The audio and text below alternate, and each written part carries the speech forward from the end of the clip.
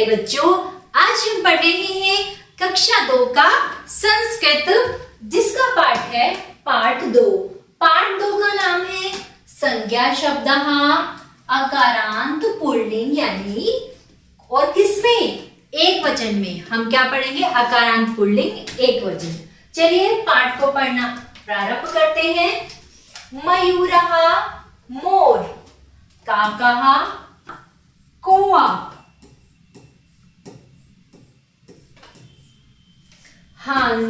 हंसः हंस, हंसः हंस, कुकुरः कुत्ता,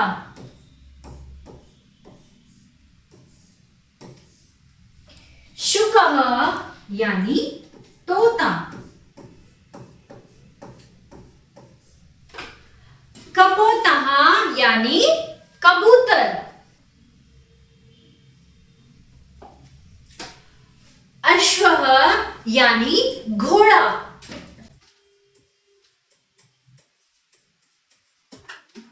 गजः यानी हाथी, सिंहः यानी शेर,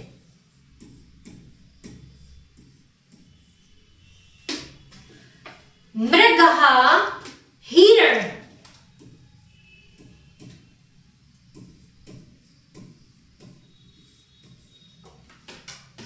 वानरः बंदर,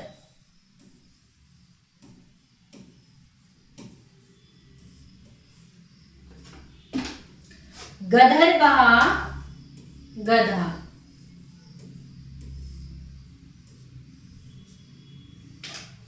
चलिए तो प्यारे बच्चों, ये हमें दिए थे आकारांत पुल्लिंग, जिसमें हमें बताया एक वचन। अब इन्होंने एक महत्वपूर्ण बताई है बात कि जिन शब्दों के उच्चारण के अंत में क्या आता है? आ स्वर आता है। क्या आता है प्यारे बच्चों?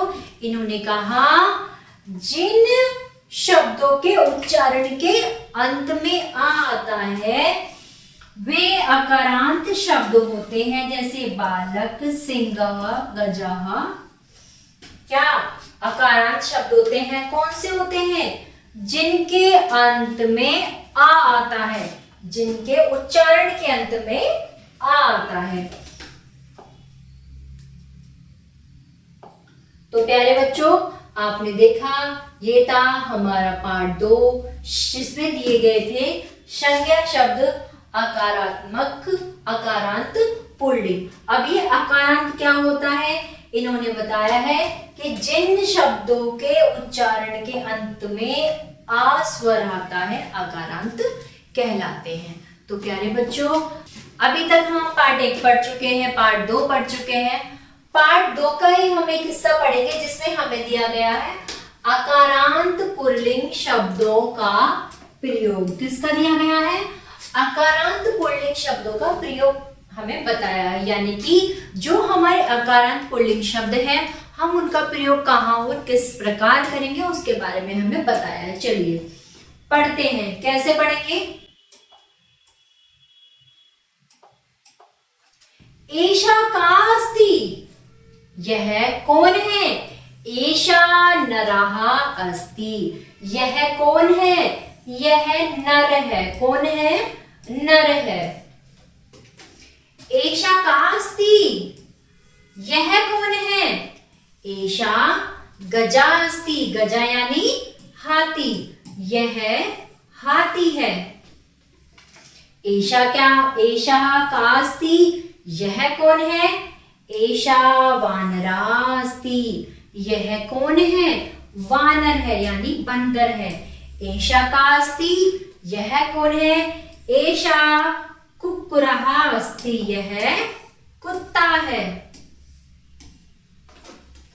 एषा का अस्ति, यह कौन है? एषा शशकः अस्ति, शशकः यानी खरगोश।